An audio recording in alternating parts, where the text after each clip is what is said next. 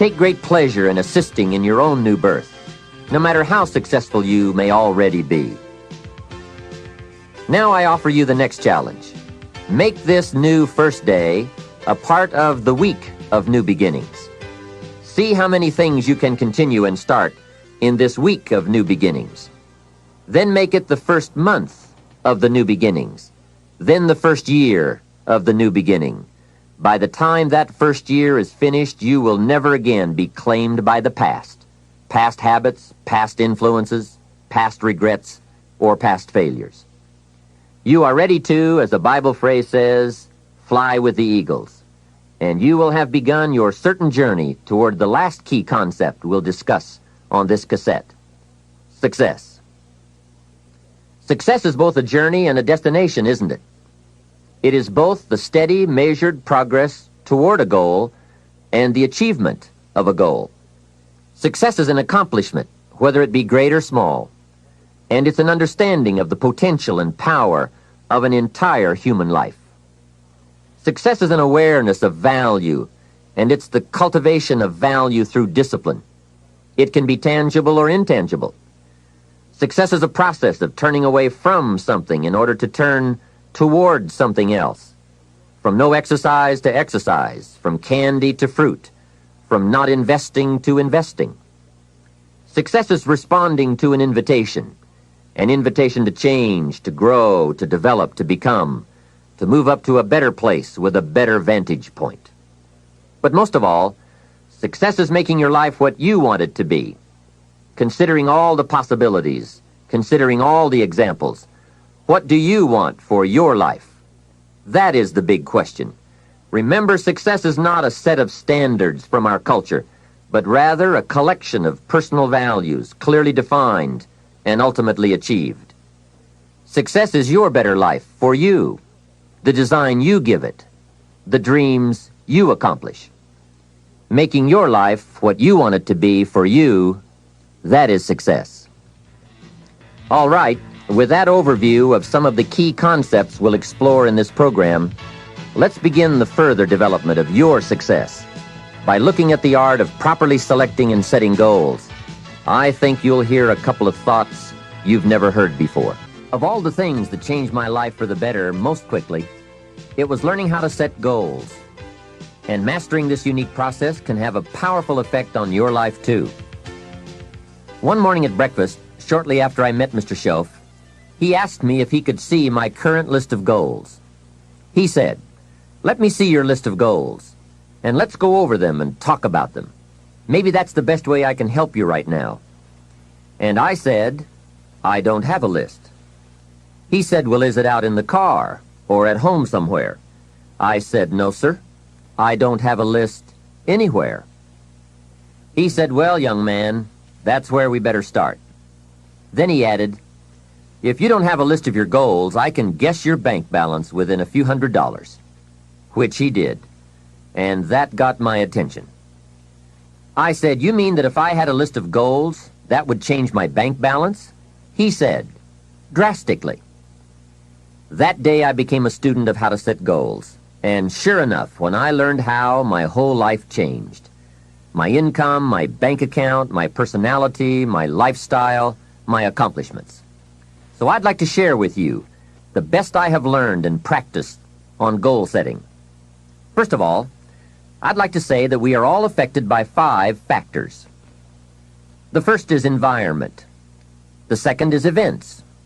The third is knowledge. The fourth is results. And the fifth, and often overlooked factor that affects our lives is our view of the future, our dreams. I won't get into all of these influences here, but let me concentrate on the fifth one, dreams. Of all these 5 influences, make sure your dreams are the greatest influence on your daily decisions and activities. Put another way, make sure that the greatest pull on you is the pull of the future. For your dreams to greatly influence you, for the future to pull you, your future must be well planned. There are 2 ways to face the future. One is with apprehension, the other with anticipation. Guess how many people face the future with apprehension? Why? They don't have it well designed. And without really thinking about it, they have probably bought someone else's view of how to live. You will face the future with anticipation when you have planned a future you can get excited about, when you have designed your future results in advance. In this way, the future will capture your imagination. It will exert an enormous influence on you. And to design your future, you must have goals. Well-defined goals are like a magnet. They pull you in their direction, and the better you have defined them, the better you have described them, the harder you work on them, the stronger they pull. And they pull you through all kinds of difficulties, too. Without goals, it is easy to let life deteriorate to the point where you're just making a living. It is not difficult to get trapped by economic necessity and settle for existence rather than substance. We all have a choice. We can either make a living or design a life. Mr. Shove said to me, "I don't think your current bank balance is a true indicator of your level of intelligence."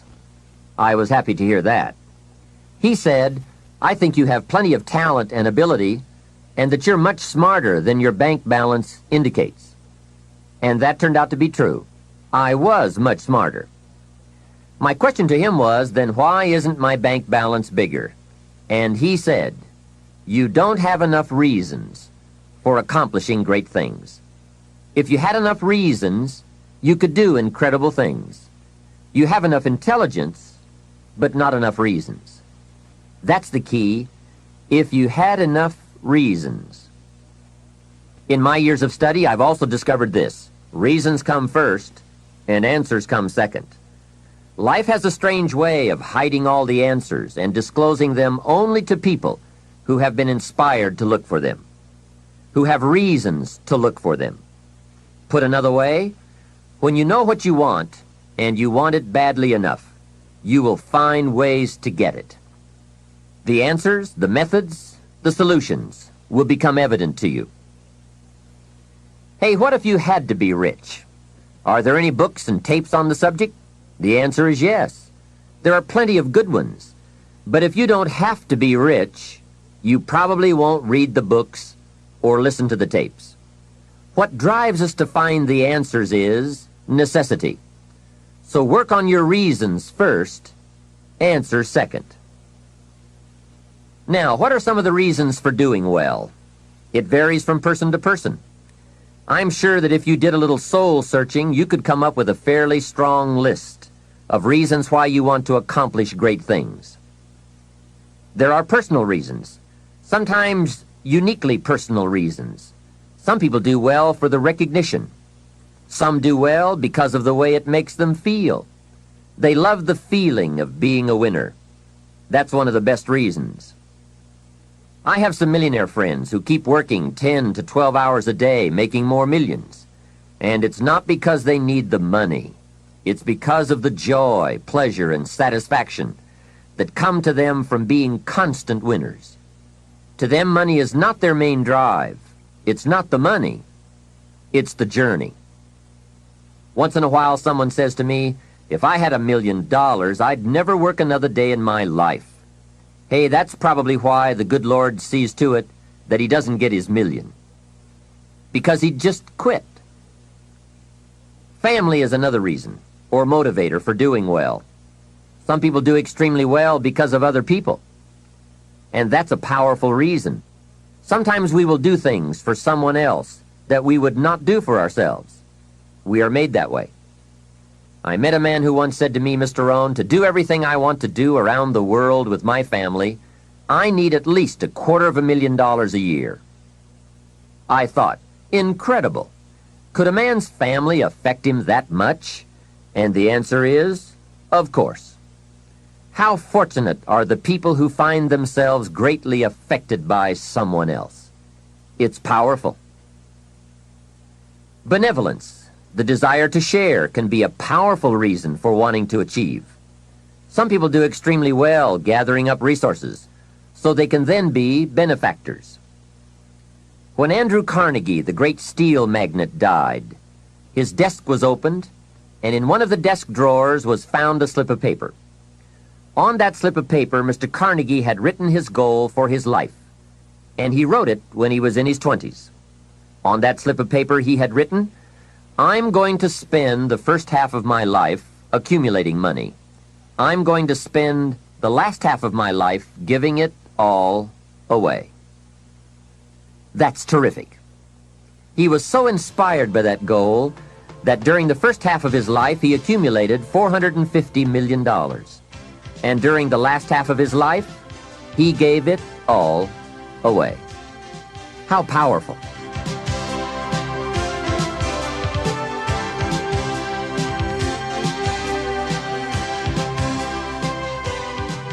What has you turned on?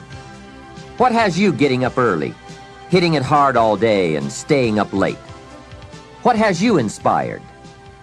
Next question, what's got you turned off? When I found the answers to those two questions, my life exploded into change. I finally found out what negative philosophy of life I had allowed to limit me and had me turned off, and I got that cured. Then I found a long enough list of reasons to turn me on, and once the lights went on for me, at age 25, they have never gone out. I've fallen out of the sky a few times, but I've never lost that drive to do something unique with my life.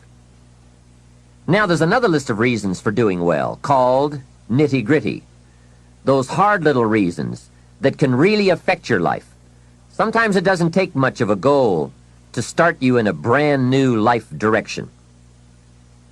I now carry a few $100s in my money clip. It's only a few $100s, but the story behind why I do it reveals one of those reasons that greatly affected me. Just before I met Mr. Schoaf, I heard a knock at my door one day. When I opened it, there was a little girl selling Girl Scout cookies, and she gave me one of the finest sales presentations I've ever heard. A special deal, several flavors, and only $2, back when you could get a lot for $2. And with a big smile, she very politely asked me to buy. And I wanted to. Big problem. I didn't have $2. And to this day, I can still clearly remember the pain and the embarrassment. I was a father, I had been to college, I was working, and I didn't have $2. Now, since I didn't want to tell her that, I did what I thought was next best. I lied to her.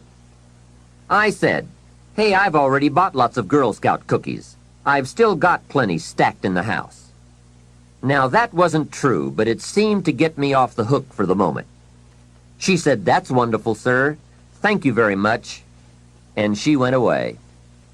After she had left, I closed the door, and that was the day I said, "I don't want to live like this anymore. I've had it with being broke, and I've had it with lying.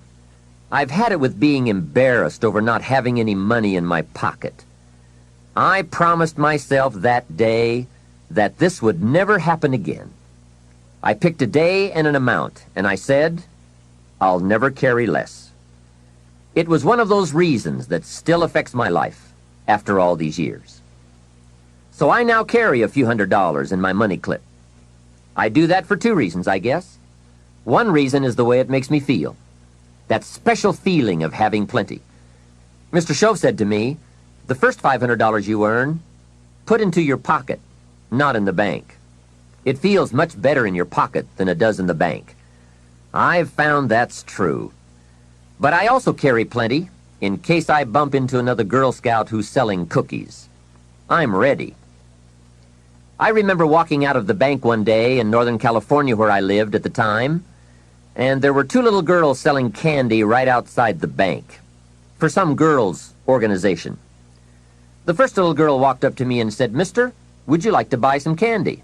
I said, "I probably would. What kind is it?" She said, "It's almond roca." I said, "That's my favorite." She said, "Wonderful." I asked, "How much is it?" She said, "It's only $2. I thought, it couldn't be. Still $2 after all these years? I couldn't help remembering the Girl Scout and the cookies. I said, "How many boxes of that candy have you got?" She said, "I've got 5. And the other little girl standing there, she was selling candy too. I asked, "How many boxes do you have?"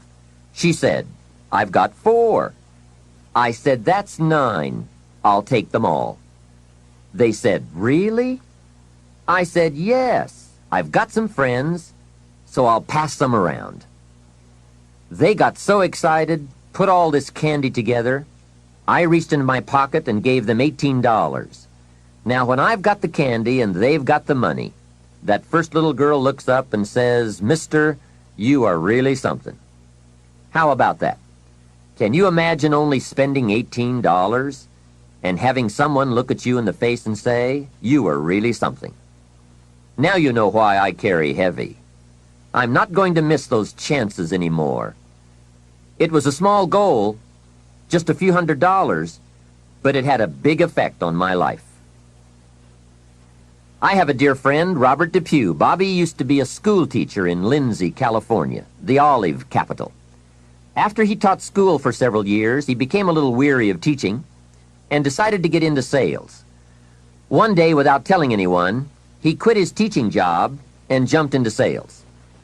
When he did, his brother poked fun at him.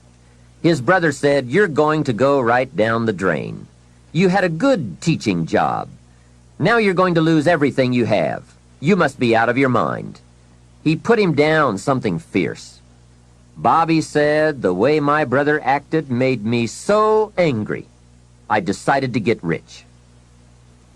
Today, Robert happens to be one of my millionaire friends. The attainment of wealth is not just a matter of intelligence. Mostly, it's a matter of inspiration. So if you have strong enough inspiration, a strong enough reason, large or small, it can have an incredible influence on the direction of your life.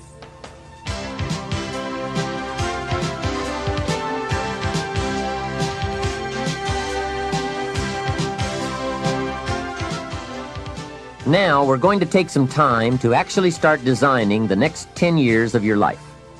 We're going to start setting your goals. Goal setting is one of the most important skills to develop if you want to design your future. I'm going to give you enough homework not only to keep you busy for the rest of your life, but also to help you create the kind of life you may have always dreamed about living, but never believed possible. So let's get on with it. The sooner you exert the discipline, the sooner you will be enjoying the results. Once the results start to come, believe me, you won't mind the hard work and discipline it's going to take. Now, get a sheet of paper, and at the top of it, write the words, long-range goals. I'm going to ask you some questions, and I want you to jot down the answers. If you don't have paper and pen handy, follow along with me now anyway, just listening. Then, later, listen again when you can write down your ideas. After I've asked the questions, which is the first part of this exercise, you can stop the tape and work on your answers. All right, let's start this exercise. The basic question you are going to answer is, what do I want within the next 1 to 10 years? I want you to take about 12 to 15 minutes and make a list of at least 50 things you want within the next 1 to 10 years. These are long-range goals. To help you get started with your list, consider these questions. What do I want to do? What do I want to see? What do I want to be? What do I want to have? Where do I want to go? And what would I like to share? Now, with these thought-starter questions in mind, answer the basic question. What do I want within the next 1 to 10 years? See how many things you can write down. At this point, don't take the time to describe in detail everything you want. This is the time for you to let your thoughts pour, to write fast and to abbreviate. For example, if you just write down 380, you'll know what that means. You don't have to describe the color and the interior of the car. You'll do that later in this exercise. I want you now just to abbreviate and write fast. Make the list as long as you possibly can. Try to write down at least 50 items, 50 things you want within the next 1 to 10 years. These are long-range goals. Spend about 12 to 15 minutes on this. After you've completed your list, you're ready for the next part of the exercise. Go through your list, and next to the things you think you can accomplish or acquire a year from now, write a number 1. Next to the things you think it will take 3 years to realize, write a 3. Next to the things it will take 5 years to accomplish, write a 5. And next to the things it will take 10 years to accomplish, write a 10. Go through this list now to the best of your ability and say, that looks like it will take me about a year, or 3 years, or 5 years, or 10 years. Some big goals might be out there 10 years from now. Once you complete this part of the exercise, you might come to the conclusion that you need a lot more 3-year goals and less 1-year goals, for example, or that you need more 10-year goals.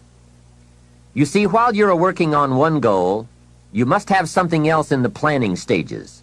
If you don't, what happened to some of the early Apollo astronauts could happen to you. After they came back from the moon, some of those astronauts experienced deep psychological and emotional problems. And the reason for that? Why, after you've been to the moon, now where do you go? That seemed to be the end, the finish. What later astronauts did was to make sure that they had major projects lined up after they returned from the moon trip. The way you enjoy life best is to wrap up one goal and start right on the next one. Don't linger too long at the table of success. The only way to enjoy another meal is to get hungry. Another thing to check for on your list is that you have included goals for each of these 3 important categories. First, make sure you've listed your economic goals, your goals for income, profits, and productivity. Second, make certain your list includes material items you want, tangibles, such as a home, a car, a boat, furniture, or jewelry. Don't attach the wrong importance to things, but they are important. Third, you'll want to include on your list goals for personal development. Write down all your personal development goals. Your goals to be more physically fit, to lose weight, to be more decisive, to be a more effective leader, to be a better communicator, to learn another language. Of course, there are other types of goals to consider: family goals, social goals, lifestyle goals. This is pretty heavy homework, but remember, whether or not you do your homework shows up in the marketplace as well as in the classroom. After you have determined which of your goals are 1 year, 3 year, 5 year, and 10 year, and after you've made certain your list includes economic goals, things, and personal development goals, I want you to go back to this list again. Now pick out the 4 most important 1-year goals, the 4 most important 3-year goals, the 4 most important 5-year goals, and the 4 most important 10-year goals. Those 16 goals will give you plenty of work for now. Get out some more paper, and in a brief paragraph, describe each goal. How high, how long, how much, what size, what model, what color, for example. Also describe why it is important to you. This is a process where you either talk yourself into it or talk yourself out of it, which is good. When you're unclear as to why something is important, usually you put only half-hearted effort into it. What you want is a powerful motivator, but the reason why you want it is an even more powerful motivator. It has greater pull. You may find that some of your goals you thought at first glance were important are not important after all. Do some reflecting, refining, and revising. The point is, right now, try to have approximately 4 1-year, 3-year, 5-year, and 10-year goals that you truly believe in, that inspire you, that you've sold yourself on. When these goals and the reasons you want to obtain them are each clearly described in a brief paragraph, transfer this information to a journal or some type of notebook that you can carry with you easily and refer to often. It's essential to set aside some time every week to review all of your goals, to rearrange them, redo them, restructure them, to add goals, or to tear up the whole list and start over. Goal setting is not something you do just once. It's a continual process. Also, you must constantly check your progress toward your goals. You don't want to fall too far behind on, or worse, lose sight of, your important goals. Now, just as important as your long-range goals are your short-range goals. Your goals for tomorrow, next week, next month, 6 months from now. These are goals you can accomplish within the next year, the immediate future. We call these goals confidence builders. When you work hard, burn the midnight oil, and accomplish these little things, it builds your confidence to go for your long-range goals. Write down in your notebook or journal all the little things you would like to have or accomplish in the next year. How you set up this list is up to you. You might want to break it down by week or by month. Set it up in whatever way works well for you. Part of the fun of having a list is being able to check off something as obtained or completed. Every week, try to check off at least one thing on your list of short-term goals. And when you are able to check off something major, something on your list of long-range goals, celebrate. Make winning joyful. Congratulate yourself. It is very important to celebrate progress. We grow from two experiences. One is the joy of winning, and the other is the pain of losing. Here's what that also means. Make losing painful. Put it on yourself. If you set something up, fooled around, didn't pull it off, put it on yourself. And get around people who will help in this area. Hey, don't join an easy crowd. Go where the expectations are high, where the pressure to perform is high. It's how we grow. I'm certain that part of the reason why people let goal setting slide is because it is a lot of work. As I said, you'll be constantly revising your lists of short-range and long-range goals, rearranging them, refining them, redesigning them, establishing different priorities, adding new goals, perhaps deleting others. It's interesting that so many people work hard on their jobs, but they don't work hard on their futures. They let that slide. Some people live such mediocre lives that at the end of the day, they don't know whether they're winning or losing. They just go through life with their fingers crossed. I know most people don't make definite plans, but don't let that be you. The guy says, well, you work where I work, but the time you get home, it's late. You've got to have a bite to eat, watch a little TV, and get to bed. You can't sit up half of the night and plan. And this is the guy who's behind on his car note. He's a good worker, hard worker, sincere. But I've discovered that you can be sincere and work hard all your life and wind up broke and embarrassed. You've got to be better than a good worker. You've got to be a good planner, a good goal setter. You've heard the old saying, the people who fail to plan are planning to fail. It's true. So work on your plans. Put yourself in the top few percent who put this power to work for themselves. Writing your goals down also shows you are serious. And to do better, you must get serious. You don't have to be grim, but you do have to be serious. Hey, everybody hopes things will get better, but remember, the future does not get better by hope. It gets better by plan. And hope unaided by clear plans can finally become an illness. There's a Bible phrase that says, hope long delayed makes the heart sick. It's a sickness. I used to have the illness known as passive hope. It's bad. And there's one that is even worse, and that is called happy hope. That is really bad.